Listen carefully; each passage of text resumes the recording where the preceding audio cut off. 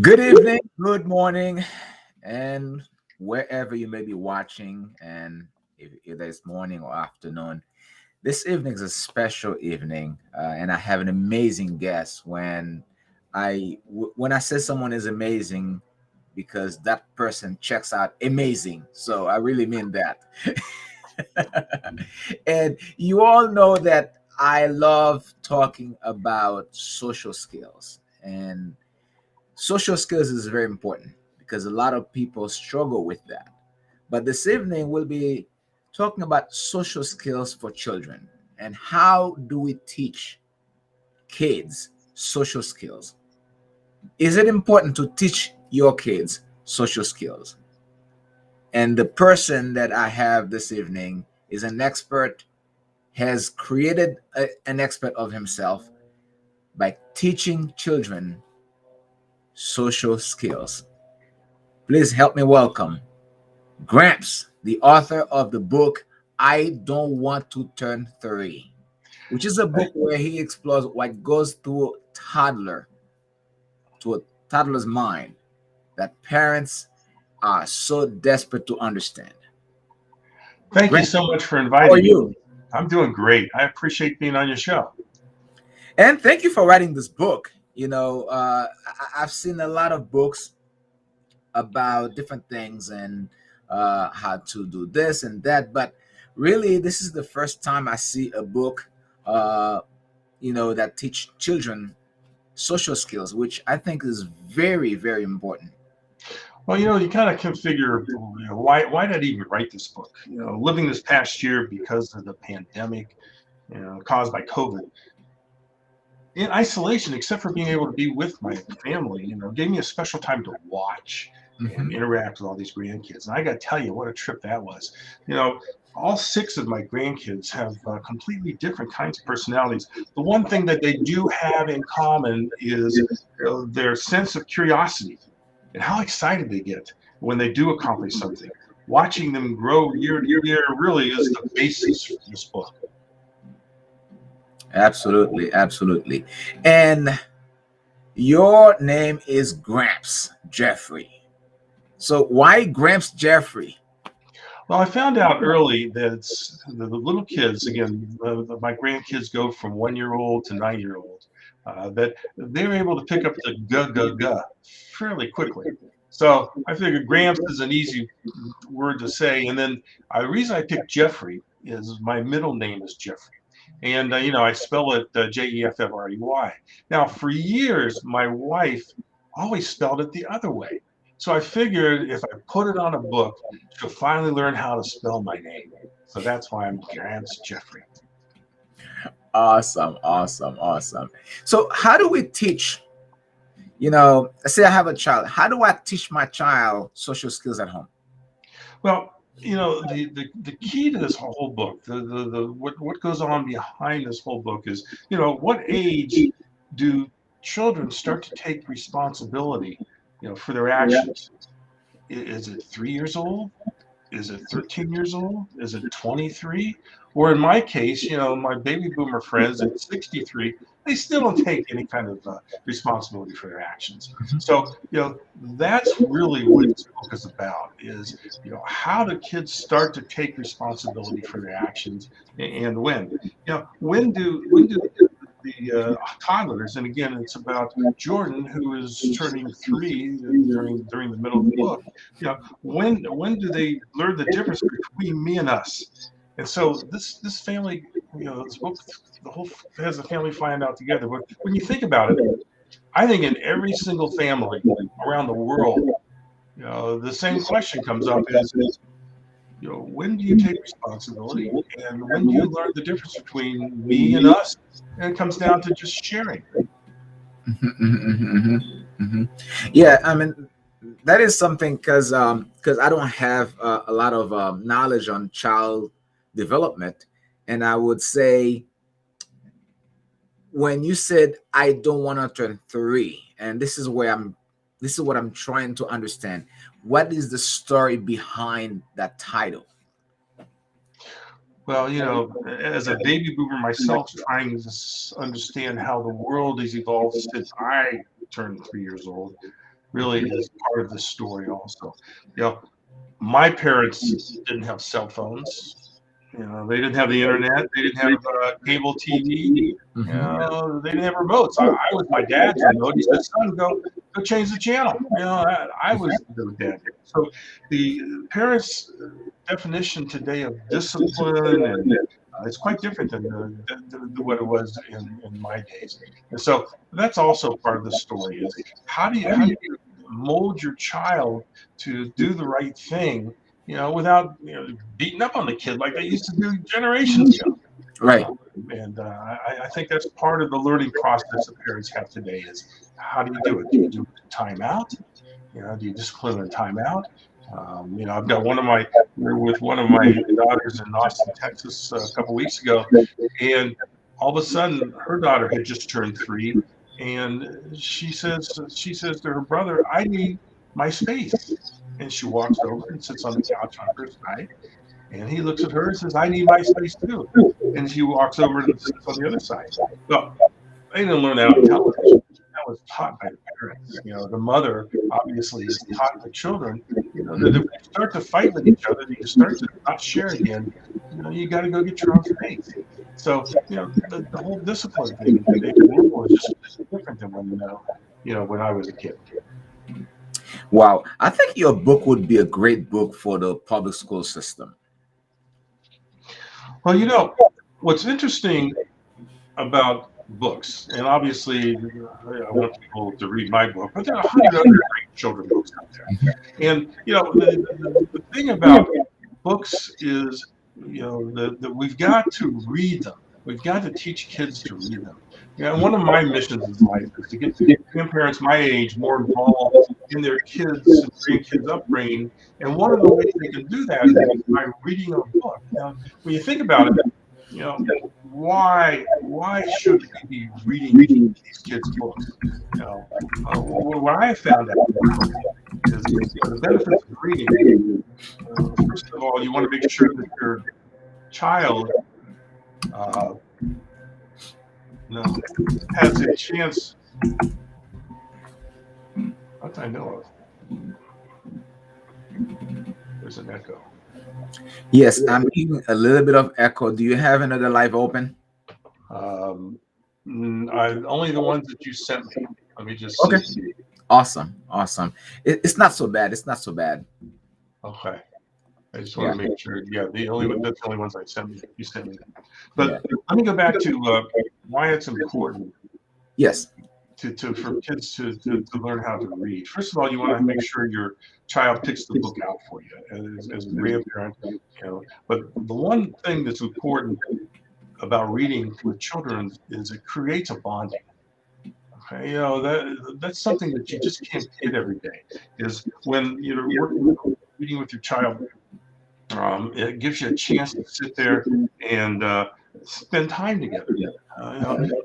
Again, when I was visiting my kids in Austin, I'd open up the book, I'd start to read, and they'd jump on my lap. And then we had 10, 15 minutes just to sit there and be together. So one of the benefits of reading to your children, and you should do this every night, is the bonding. Another good reason that you should read to your children, your grandchildren, is it supports listening skills. Now, you and I know over the years here that that's the most important skill that we can have is to listen to others, because Yes. listening to others really helps you learn more and be able to ask the right questions. So reading to children teaches them to listen. And it's one thing that you can pass on very quickly. And another reason why you need to read to children is the cognitive and the language development that comes in books. In books, there's plenty of big words that they may not understand, so you can talk to them about that. Helps them learn the words. And then another reason to read to them is the attention span. You've got 10, 15, 20 minutes where they are concentrating on one thing. And when you're a little kid, you go all over the place. You spend that 20 minutes with them reading a book, it just creates the attention span. It's just so important when you're raising kids. Absolutely. when it comes to discipline and parents back then and parents now, there's a difference. There's a difference. Parents back then, because I was born in the 80s. So when I was growing up, we didn't have time out. We didn't have time out. I mean, you do something, uh, so your so my parents would grab anything, whether it's a broomstick or or belt or whatever, to discipline you. So what do you think? So what is your a view on that? Do you think parents back then they disciplined their kids the wrong way, or do you think parents now they discipline their kids the right way? That's a very philosophical question. Let me begin by talking about how I was disciplined. Hmm. All right, I grew up in the 50s and the 60s. And, Hmm. my parents were the greatest generation ever. They really were.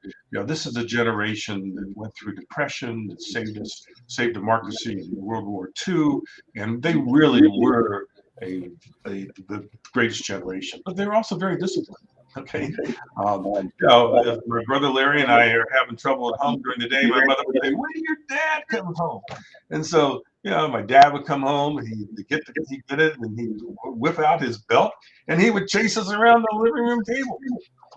And that's the way discipline was. And it wasn't just me; it was my neighbors too. In fact, he had this fraternity paddle that he kept. And one night when my parents were away, my brother and I went in his closet. We grabbed his fraternity paddle, and it was a fall night. There was leaves out in the ground. We took it out and buried it in the middle of the leaves. It snowed the next night, and that spring, the battle was gone. And to me, that was a miracle. Here it was, this discipline, this paddle that he used to chase us around with, it was gone. And like you said, it kept going up for the next couple of generations. But the way that I see it now is that parents, have learned that it doesn't work.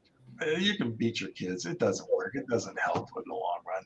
And so they are now doing the timeout that you were talking about. I mean, I saw it the other day with a couple of my kids, you know, and the kids are afraid of timeout. All of a sudden they're taken away from the group, they're stuck in a corner, they're looking at the wall, they're by themselves. So that's a very effective way. And then again, when I learned with my other kids about getting their own space, that works too. So yeah, because you'd love that children would get along all the time, but they don't. So that's part of the discipline. And I'm convinced that the parents of today are doing it much better than my generation did. Yeah, because I hear this saying all the time, and I even grew up listening to that statement. Oh, kids these days. So whenever they're referring to someone like me, like kids these days, it means to them like you know 75 years ago, uh, it the world was a better place for children to grow, and that's a lot of people think. So what are your thoughts on that? I think that we are creating now these kids 1 to 10 years old. This is the greatest generation that has ever grown up in this world. Mhm. If you think about it, they're exposed to so much more than you and I were. They've got their iPads, they've got their internet, but it's also a learning experience as part of all that. As long as parents don't let them on at 5, 6 hours a day, as long as they're on just a couple hours a day, it just enhances to their other learning experiences. Let them go out and play in the yard too. But these kids are just so much smarter than we ever were, and so we've got to embrace that and let them learn. So I just think because they're so much smarter than my generation ever was, we've got to continue to feed them all of this electronic information because it just helps them get better. An example would be my 6-year-old grandson Levi. Right? Mhm. For some reason, he got into the game Minecraft. Now I don't know if you're familiar, but Minecraft's been around for 2 years or so. But it really has helped him understand objects and building and all kinds of things. And I get on with him, and He knows everything. I don't know anything. But the good thing about this is it's been a bonding tool for him and his father. His father, loves to watch football and basketball. Levi doesn't like that. But when his dad comes home from work, they both get on the Minecraft and they do it for hours. You can't ask for better bonding than that. That's a great way for father and son to share something that the son really is very interested in. So I highly recommend that we all continue using all the electronics we have to help these kids grow. And we're gonna switch it off just a little bit. And all of us who are adult now, we have been children, we have been kids, Yeah. and there's been speculation about where division come from, where the divide began. Like we're talking about racial divide and all kinds of divide, all kinds of division that we have in our society. There is no way of knowing that where the divide began. However, there is something that cannot be disputed, that the home is where the divide mentally begins. What are your thoughts on that? Well, we keep in mind that it's necessary for us to teach children how to think, not what to think. How? That's something that they'll learn over time. But as adults, we need to teach children how to think. And yes, uh, children reflect the attitude of their parents. It's a very easy thing. What your attitude comes out with your children. I mean, an example would be, you know, if you say a cuss word to your child, I can guarantee you're going to hear that same cuss word that day 3 or 4 times during the day. So, the way to combat that is if you slip up and say a cuss word with your child, then right immediately after that, say things that they like bananas and dinosaurs and fruits. Yeah, you got to follow up with that. So, but you're absolutely right. Children reflect the attitude of their parents, and so that's where it begins. So children reflect the attitude of their parents. So are you saying that if the parents hate certain group of people, the child will actually will just normally do that too and be like that? I think that they have the possibility. It's up to parents to guide the children to help them understand the world more than they really would at school or anything else. So yes, the children's attitudes are a reflection of what they learn at home. They're sponges. They just absorb everything. And if you think about it, Mhm. I am sure that you have memories that you can think of when you were 2, 3, 4, 5, 6 years old that you remember. Can you think of any of those memories right now? You're right, and I can remember growing up as a kid, and my mom would say, "I don't want you to play with with little Junior. I don't want you to play with so and so." You know, and and I think a lot of parents they do the same thing. Is which is some kind of divide, some kind of division. Separating this kid to the other kid. So those are the bad memories. You have any good memories when you're growing up with kids? Oh yeah, I have plenty good memories. Yeah, why don't you share one? Well, I have good memories of my mom and bringing other kids and have a lot of foods and plays and things that storytelling, which was very big in my household. You know, telling us stories of what happened in the past and and I was always curious about knowing the stories. These are all good memories. Yeah, when you think about storytelling as a good memory, going back to what we were talking about earlier about, why do you read your book to your kids? What is it? So, as an adult, again, you want to try to give them the view of the world as openly as possible. You know, when before you sit down to read that book with it, your children, just ask them a question. What do you think is going to happen in this book? And I guess that's a question you can ask in life, what's going to happen? But so when you sit down and read this book, what's going to happen in this book? And then as you're reading through the book, who are the characters in this book? What is the setting? Can you relate to any of those?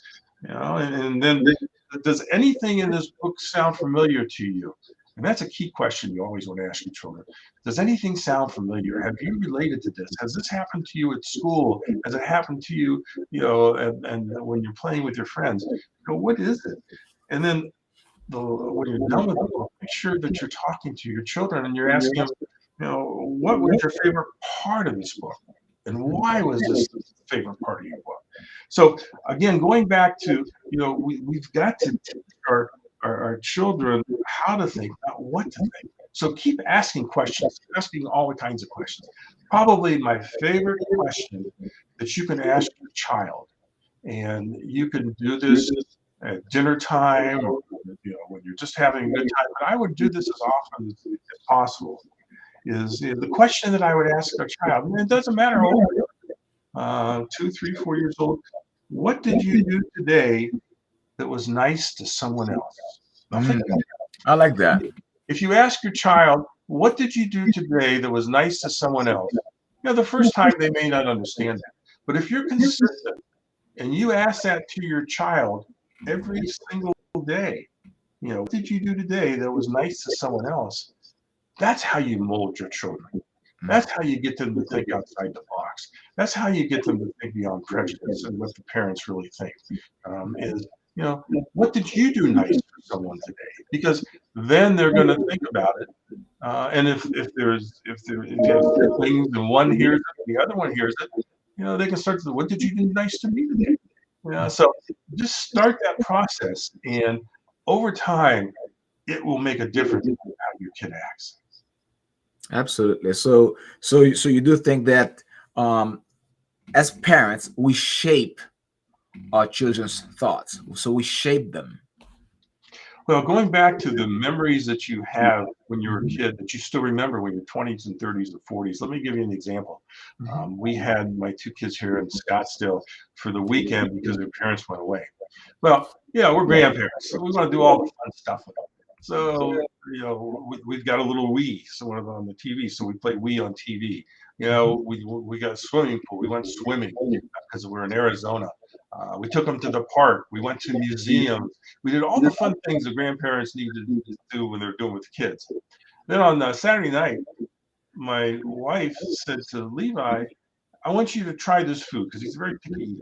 I want you to try this food. And he said, I'm not going to try it. She says, if you don't try this food, you're not going to watch television tonight. So she forced the food and all that. So we took him back to the parents. His older sister, Olivia, her mom says, how was the weekend? And Olivia, we had a great time. We went to the park. We played soccer. The only thing that Levi remembered from the weekend, his mother said to him, how was your weekend? Grandma made me eat something I don't want to eat. That's the only thing he remembered. So it just shows you the influence that we as adults have on these kids. And we've got to continue to think about how we can positively influence what they're thinking and how they act. That's awesome. Awesome. And someone from the audience just asked a question. Says, why is it important to teach social skills? Well, it's important for us to teach our kids social skills so they get along. This is not a short-term thing. We are getting these kids ready to be in their 20s and their 30s and their 40s. So, and you think about, why do we even get involved with that? There are plenty of baby boomers my age that say, hey, I raised my kids, they'll take care of their kids. They're going to go do their own thing. I'm out of the picture. I'll see them on Christmas, and we'll be doing this. There's plenty of adults my age that have that feeling, and we've got to get them back on, because there's a whole generation as you get older, decade after decade after decade, your knowledge just grows and grows and grows, and we can't be selfish about that. We've got to share that. And you got to think about it. Okay, well, kids, you as a grandparent only have 18 years at the most to influence a kid. I mean, by the time they're 18, they're gone. You've either made an impact, or you've either taught them something, or you haven't. So you've got a limited time that you've got to jump in there and be involved with all these kids. That's one thing. But the second thing is, you know, you could be here today and gone tomorrow. We've read how much COVID has taken all of our families and friends, Mm-hmm. very quickly. You know, I can't tell you how many friends I've lost, and you're here today and gone tomorrow. You've got to take advantage of the time that you're here on Earth Yes. to teach these kids, to help these kids.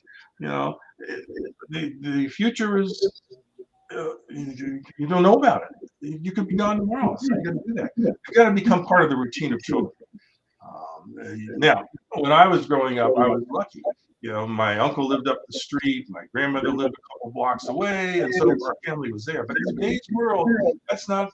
You know, I'm an example. I've got two grandkids here with me in Arizona. I got two in Austin, Texas. I got two in Orlando, Florida. Hey, that's a big distance. You know, we're pretty far away from each other. So you've got to become part of the routine. Now, I'll give you how we became part of the routine, and I'm sure your listeners can come up with other ways too. But for some reason, all these little kids love dinosaurs. I don't know why. I can't tell, but their friends, the whole generation, they love dinosaurs.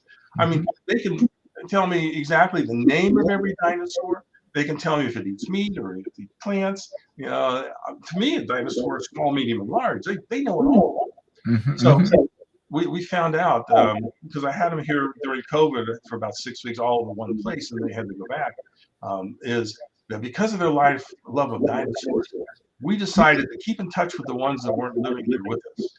That every night we would take our 6 dinosaurs that we have at the house and we put them someplace else different in the house because the kids were familiar with our house. So one night they would be in the refrigerator eating blueberry.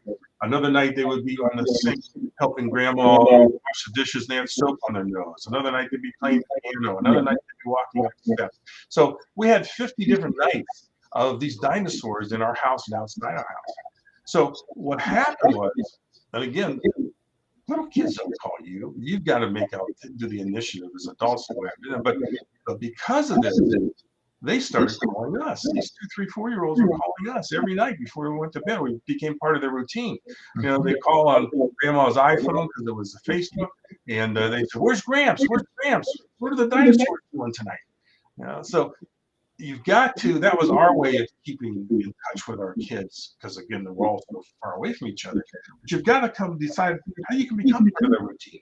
If you live in the same town, it's much easier, and you should make yourself time to do that. But never be afraid to initiate with these kids. Again, you got other priorities that they're working on as they're growing up. So never be afraid to initiate them. So that would be my advice.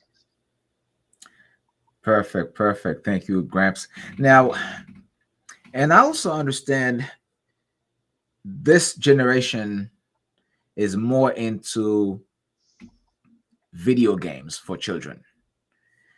So, do you think there's a way that we can insert the type of skills that you were talking about in your books into a video game for children to learn to improve their social skills? That's a good question. Let me give you an example of something that happens in my life. Hmm. I was telling you that we've got the Wii from 20 years ago. When you put your Wii on your television, you can do bowling and tennis and golf and boxing. And so Levi likes that kind of stuff. And as I was telling you, Levi, he doesn't like football or basketball, but he is bonding with his dad on Minecraft. So his mother the other day said to Levi, Levi, if you don't like football and you don't like basketball, what kind of sports do you like? Hmm. And he looks at his mom. He says, I love bowling. And she looked at him because she had no idea that we had this Wii. We were doing all these games over. She says, bowling? We've never in our lives talked about bowling. Hmm. Where did you come up with wanting to do bowling?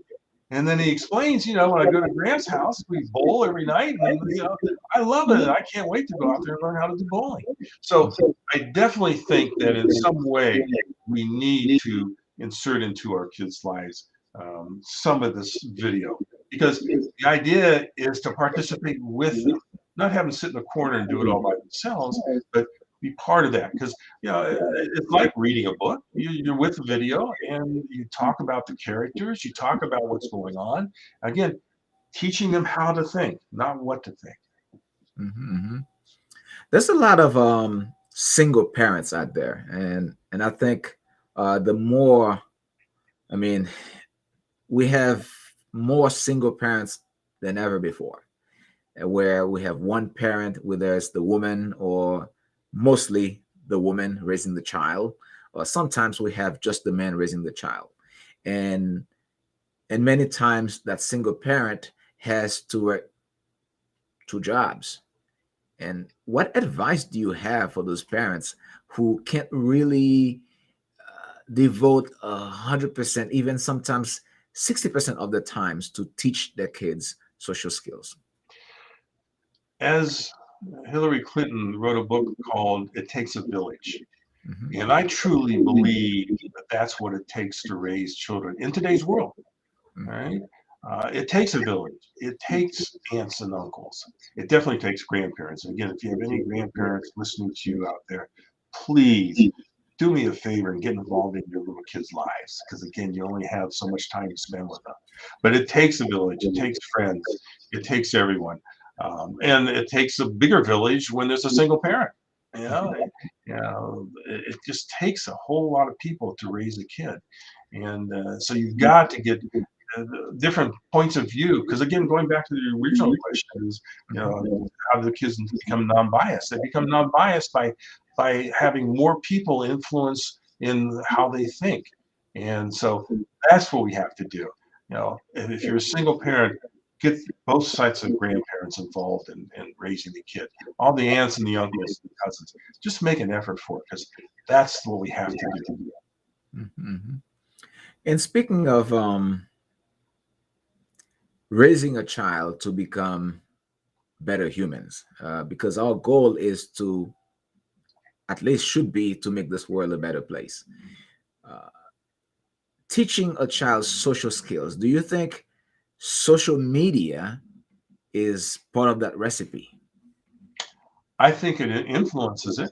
And I think that, we're so afraid to ban social media, and I don't think that's right. Social media today now is just part of lifestyle.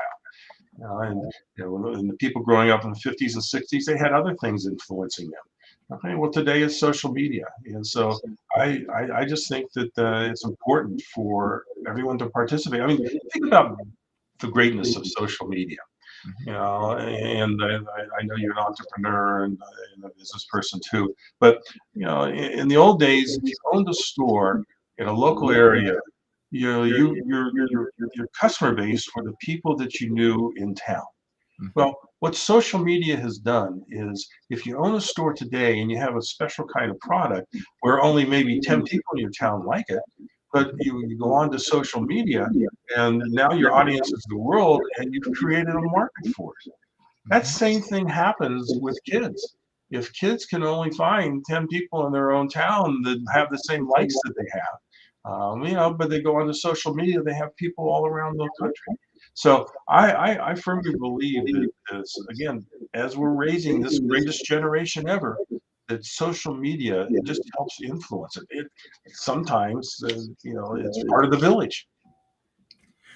I agree with you. As a digital marketer, I encourage clients to be part of social media, to be part of Facebook, to be part of LinkedIn, Instagram, and all of these social media platforms to to expand their horizons, to expand their reach, to expand their customer base. Now, for children, it's because it's not filtered. And let's say Jordan is going to, accidentally, under 10 years old, accidentally going to somebody's Facebook page, right? Playing with their phones and just go to the Facebook page. They can be exposed to anything. So do you think that social media can play a role, a positive role in improving a child's social skills? Oh, I definitely think it can. And if you don't have it filtered like you want them, and they happen to see something you want, that's the again the role of the parent, and it helps enhance the role to answer questions, to talk about things that may not have been talked about. You know, and it's just like reading a book that you don't understand. You know, how do you give the answers? It's like finding social media that the child doesn't understand. You know, how do you explain that to them? And that's really your role. And it's a much bigger role and a harder role than it was before social media, but it's a reality now. So we just have to adjust. Mhm. And do you think of any practical way to that parents can fix uh, the issues that lie in their homes, such as things that we deal every single day in our society. For example, fixing division, fixing you know you know a lot of the biases that we have, and not fixing them, but knowing how to deal with them and teaching kids how to deal with them. And the bullying, which uh, we talk all the time. So all we can do really is explain it to them. We can't fix it. Okay. We can explain it. So let me give you just a quick example. I told you I have I've got six grandkids, with the oldest being 9 year old. She just turned 9. And, right now my book is called, I Don't Want to Turn 3. And I'm working on another one called I Don't Want to Turn 4.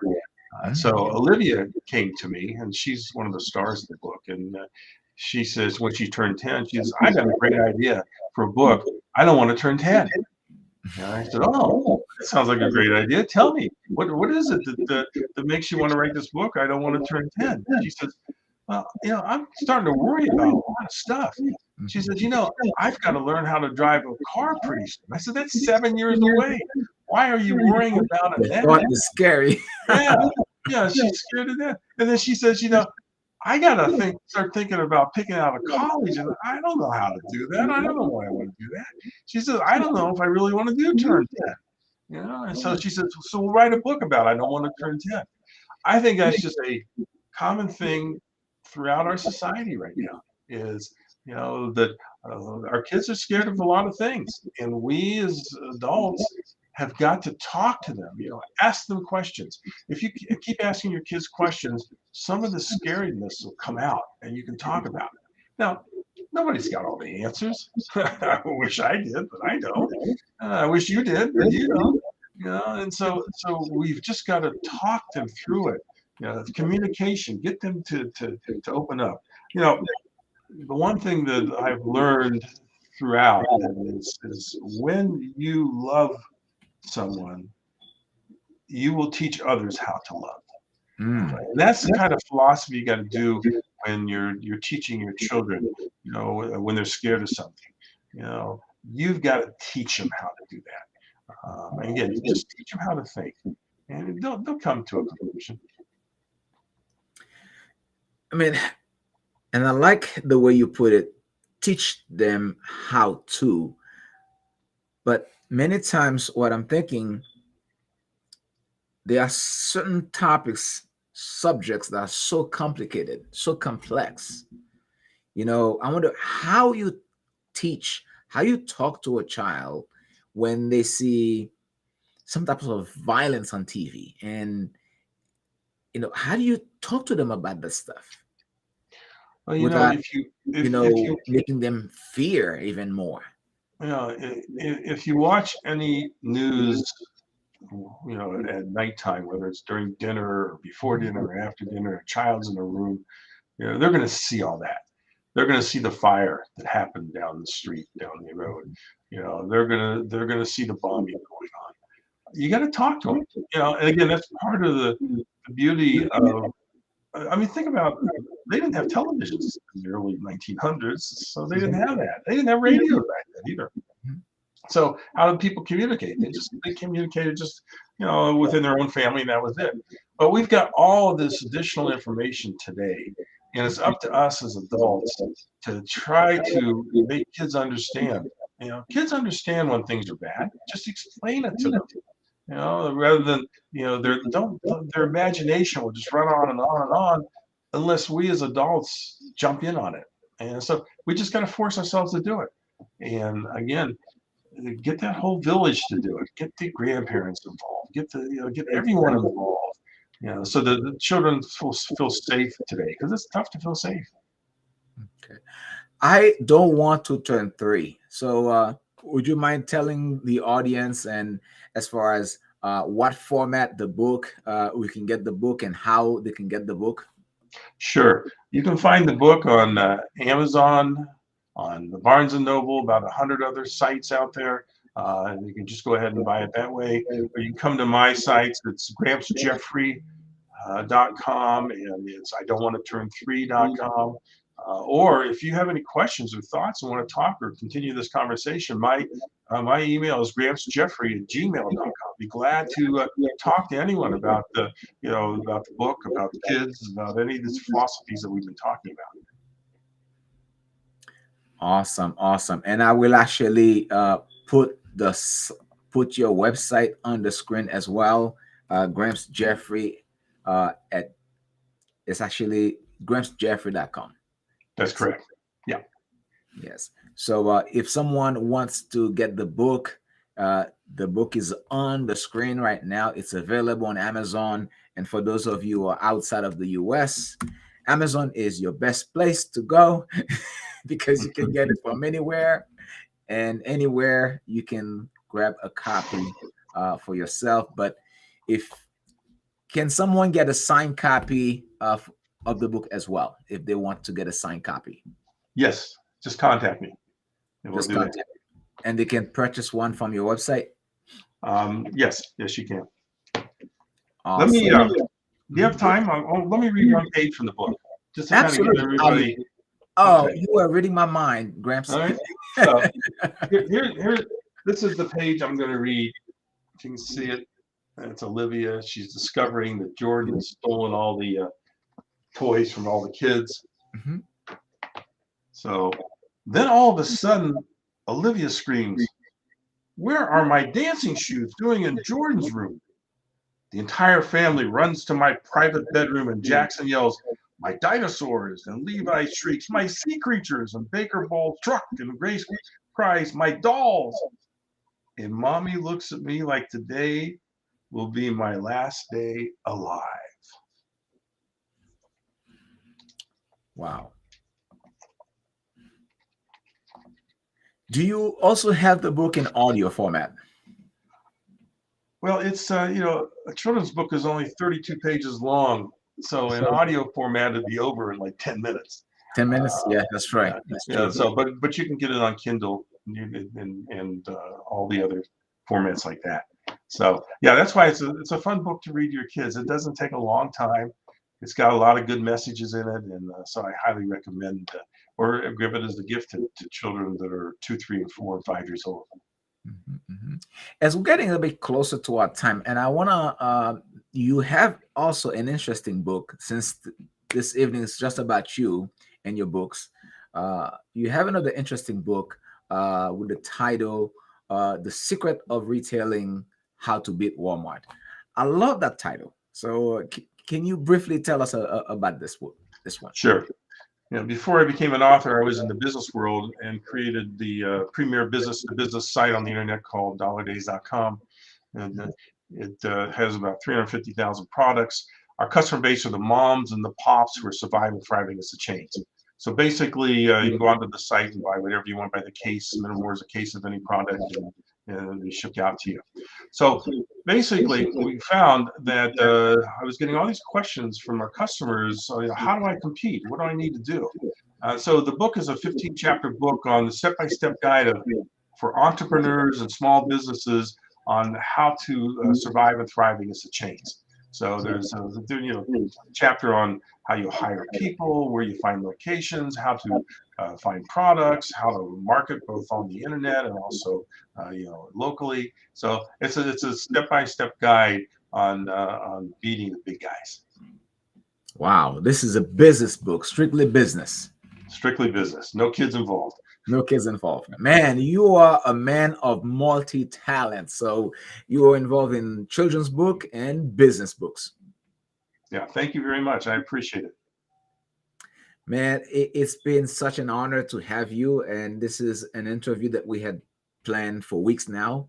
But today you're here with us because social skills is very important. We had a guest before talk about social skills in general, but today is about children, and which is very important because all of us at some point we were kids, and if we can uh, help shape the children's mind and shape the way they think, we can begin having that conversation.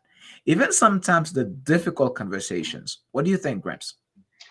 Now, if I were to leave you with one message, it's have your audience read to children. Mhm. The earlier you start to read to children, the earlier they start to learn more words, the earlier they're able to understand a lot of the things that we've talked about here because books, several, if you read them different books every night, they have all these topics in them and gives you a chance to ask them the questions. So read to kids, but at the same time, ask questions, get them to participate, because that is how we're going to grow this greatest generation and the one that's going to take this world to a new height. Absolutely. I love that. In other words, if we want to make the next generation better, we cannot leave books behind. That's correct. I love that. And I grew up in that same mindset. So my parents didn't know how to read and write. But there was one thing that every day when I come from school, before I grabbed my Nintendo 64, that's what we had back in the day. We didn't have PS4 and PS3s and all of those gadgets, electronic gadgets. They would say, "Hey, you need to do your homework. You need to read your books." And this is why I became an author too.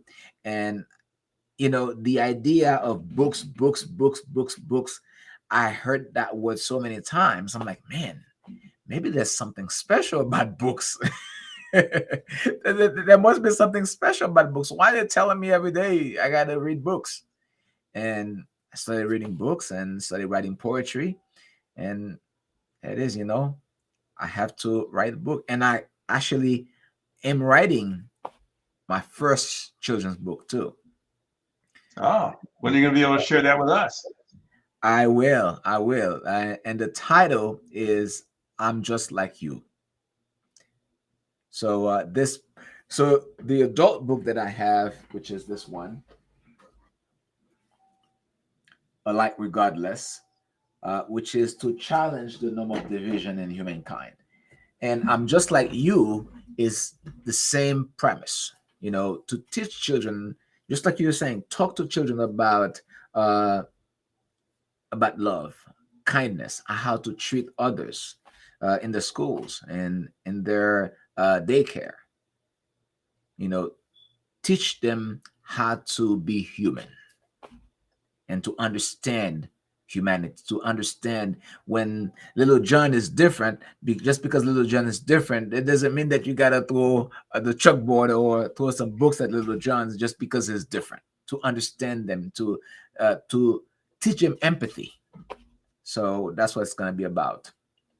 Can you imagine this world if everybody had empathy? Oh, woo, that's a whole new subject by itself. The Right. world would be better. I truly believe that the world will be better. And if we can begin in the home, teaching kids empathy, you Yeah. know, and forgiveness, to forgive each other, to forgive themselves, and we can truly make this world a better place.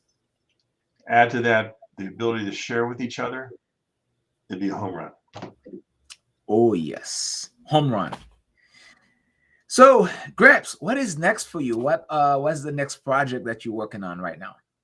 Well, it's the next book, which is I Don't Want to Turn 4. The one on And 24. so, yeah, hopefully maybe I'll come up with some of those ideas that you had and add those to the book. Those were great. Man. So this I don't want to, and you know, and I'm just thinking right now, when I was 19 19 years old, and I used to be thinking I want to turn 21. Because that's the age you are really considered an adult. You could do whatever you want. You can go places that you can go when you're 18. You know, that was my mindset. I want to turn 21. And when I was over 21, I'm like, man, I don't want to turn 30.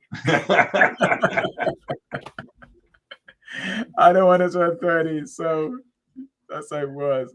Yeah, So I can have a whole series here. I don't want to turn 30. I don't want to turn 40. Yeah, now, you know what? I don't care. I don't care. And I think the age is not really the thing for me, is the mind. And you can be 50, you can be 60,